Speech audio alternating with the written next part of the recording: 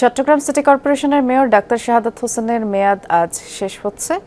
আর এ বিষয়ে আমরা বিস্তারিত জানবো। আমাদের সহকর্মী শহীদুল সুমন অপেক্ষা করছেন আমাদের জন্য। সুমন, যেহেতু আজ শেষ দিন, মেয়াদ শেষ, যেমনটি বলছিলাম, ডাক্তার শাহাদাতের কার্যক্রম সম্পর্কে জানাবেন। দায়িত্ব ছাড়ার পরে চট্টগ্রাম সিটির মেয়র নির্বাচনের প্রক্রিয়াটা কি হবে তাও জানতে চাই।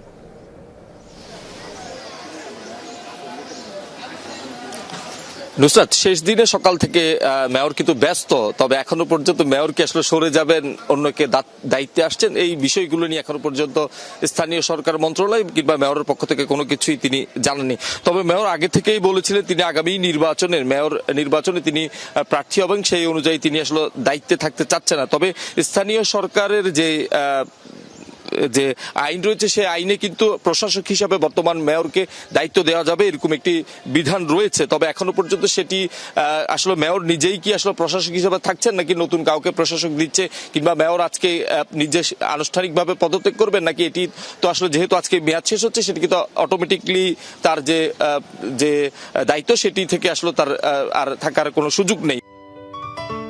সিলন টি রপ্তানিতে শীর্ষে।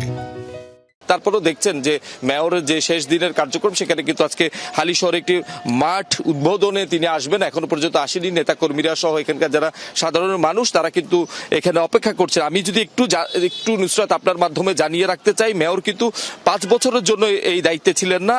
2021 সালে যখন চট্টগ্রাম সিটি কর্পোরেশনের নির্বাচন হয় তখন কিন্তু আনুষ্ঠানিকভাবে আসলে আওয়ামী লীগ মনোনীত প্রার্থী রেজাউল করিমকে নির্বাচিত করা হয়। পরবর্তীতে আসলে এই নির্বাচনটি কারচুপি হয়েছে বলে 9 জনের বিরুদ্ধে বর্তমান মেয়র ডাক্তার শাহাদাত হোসেন তিনি মামলা করেন। যখন আসলে রাজনৈতিক পট পরিবর্তনের পর যখন সকল সিটি কর্পোরেশনের মেয়রদেরকে সরিয়ে দেওয়া হয়, তারপরে কিন্তু আসলে আমরা দেখি নাটকীয় ভাবে যে আদালতের মাধ্যমে কিন্তু আসলে বর্তমান যিনি মেয়র ডাক্তার শাহাদাত হোসেন তাকে আসলে মেয়র হিসাবে দায়িত্ব দেওয়ার জন্য আসলে নির্দেশ দেওয়া হয়। পরবর্তীতে সেটি প্রজ্ঞাপনের মাধ্যমে তিনি দায়িত্ব নেন এবং 2024 সালের নভেম্বরে তিনি দায়িত্ব গ্রহণ করেছেন এবং সেই দায়িত্ব গ্রহণের পর আজকে প্রায় 15 মাসের বেশি সময় তার দায়িত্ব ছিল। এবং সাধারণ মানুষ আসলে অনেকেই মিশ্র সমালোচনা করছেন। অনেকেই বলছেন যে মেয়র সফল হয়েছেন, কেউ বা বলছেন নানা ধরনের সমস্যার কারণে মেয়র সমালোচনার উদ্যানে। সব মিলিয়ে আমরা দেখছি যে আজকে শেষ দিন, হয়তো আমরা কিছুক্ষণ পরেই মেয়র যখন এখানে আসবেন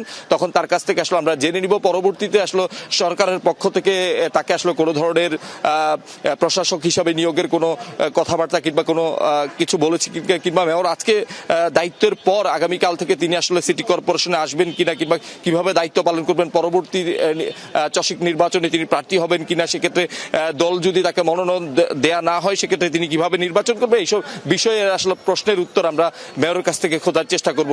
বৃষ্টি, বিস্তারিত জানাচ্ছিলেন। ধন্যবাদ সুমন।